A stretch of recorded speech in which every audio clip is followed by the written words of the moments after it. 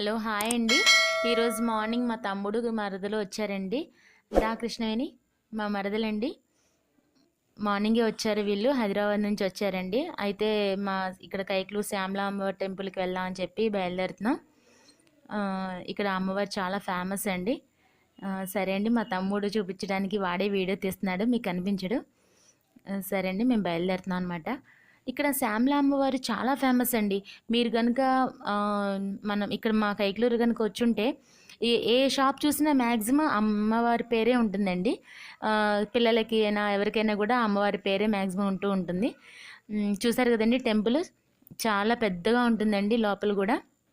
ఇక్కడ కార్తీక మాసం, శ్రావణ మాసం, దసరా నవరాత్రులు అమ్మవారి కూడా చాలా గ్రాండ్గా జరుగుతాయండి ఉత్సవాలు అన్నీ కూడా. చూస్తున్నారు కదండి, ఇదే అండి మా శ్యామల అమ్మవారి టెంపుల్ అండి. ఇంకా మా ఊళ్ళో ఈ అమ్మవారి టెంపుల్ అని చెప్పంటే ఇంకా అసలు తెలియని వాళ్ళు అంటూ ఉండరండి. చూస్తున్నారు కదా, ఎక్కడున్నా సరే అమ్మవారు తూర్పు వైపు ఉంటారండి. కాకపోతే ఇక్కడ ఇంకోటి ఏంటంటే దక్షిణ వైపు తిరుగుంటారండి అమ్మవారు. అందుకోసం ఇక్కడ ఇంకా ఫేమస్ అనమాట. మీరు జనరల్ నాలెడ్జ్ క్వశ్చన్ చూసినా కానీ దక్షిణ వైపు తిరుగున్న అమ్మవారు ఎవరు అంటే వెంటనే ఎవరైనా చెప్పేది కైక్లూరు శ్యామల అమ్మవారి టెంపుల్ అండి. చూస్తున్నారు కదండి, కాకపోతే లోపల వీడియో తీయడానికి అవ్వదు కాబట్టి మీకు ఇక్కడ వరకే చూపించగలుగుతున్నాం. ఇంకా అంటే ఎక్కడ ఏ టెంపుల్లో కూడా తీయనివ్వరు కదా. టెంపుల్ నుంచి వచ్చేస్తున్నామండి. వచ్చేస్తుంటే తమ్ముడు బాదం పాలు తాగుతాను రా అక్క అంటే ఇంక ఇద్దరం అలా తాగుతున్నామండి. ఇంక ఇక్కడ నుంచి ఇంటికి వెళ్ళేసరికి ఒక సిచ్యువేషన్ జరిగిందండి. ఇగోండి, ఈ బుడ్డగాళ్ళని ఇద్దరిని ఉంచేసి వెళ్ళిపోతే వాళ్ళు చాక్లెట్స్ కొని ఇచ్చేళ్ళామండి. వీళ్ళు ఏం చేశారో చెప్తున్నా, ఒక మంచి పని చేశారు. వాళ్ళ తమ్ముని పడుకోబెట్టి వెళ్ళి చూడండి రా కొంచెం ఇక్కడ కూర్చోండి అని చెప్పంటే వాడు ఉయ్యాల్లోంచి పడిపోతే కూడా చూస్తూనే ఉన్నారు. అలాగా మేము వచ్చేసరికి అప్పుడు చెప్తున్నారు ఇలా పడిపోయాడని.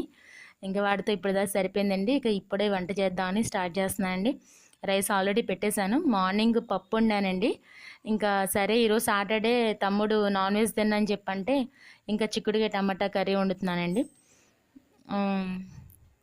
ఇంకా మా పెద్ద బాబు ఊరెళ్ళాడండి, లేదంటే వాడిని కూడా మీకు చూపించేవాళ్ళమే.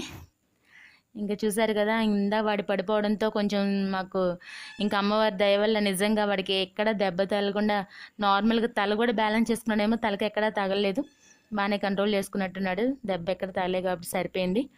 అన్నీ ఇంకా వీడియో కంటిన్యూ చేయగలుగుతున్నాం. ఈరోజు మీకు చెప్పాలని ఆనియన్ కాస్ట్ అండి కేజీ 170 రూపీస్ అంటండి. బాగా కాస్ట్లీ, బాగా పెరిగిపోయినాయి. ముందు నేను ఏం చెప్దాం అనుకున్నా అంటే ఆనియన్స్ మనం నార్మల్గా కట్ చేసే కంటే అండి చాపర్ యూజ్ చేయండి అందరూ. మ్యాక్సిమం చాపర్ యూజ్ చేయడం వల్ల ఏంటంటే అండి కొంచెం చూసారు కదా, నేను దాంట్లోనే వేసేస్తాను అండి. ఆయిల్ స్టవ్ మీద పెట్టి అలా ఒక 10 టైమ్స్ నేను అలా లాగానంటే చాలండి. చూసారు కదా ఎంత సన్నగా అయిపోతాయో మనకి.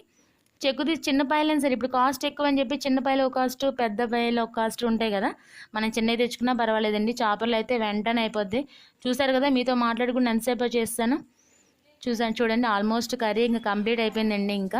ఇంకో తమ్ముడికి గుమ్మడికాయ వడియాల ఇష్టం అని చెప్పి అవి కూడా వేయించేశాను. ఇంకా సరేనండి, ఇంకా పిల్లలు నాన్న అడావిడి చేసేసారు. ఇంకా మీకు ఈ వీడియోతో ఇప్పటితోనే ఇంకా ఎండ్ చేద్దాం అనుకుంటున్నాను. నా వీడియో కనుక నచ్చినట్లయితే లైక్ చేయండి, సబ్స్క్రైబ్ చేయండి, అలాగే కామెంట్ చేయండి. బాయ్ అండి.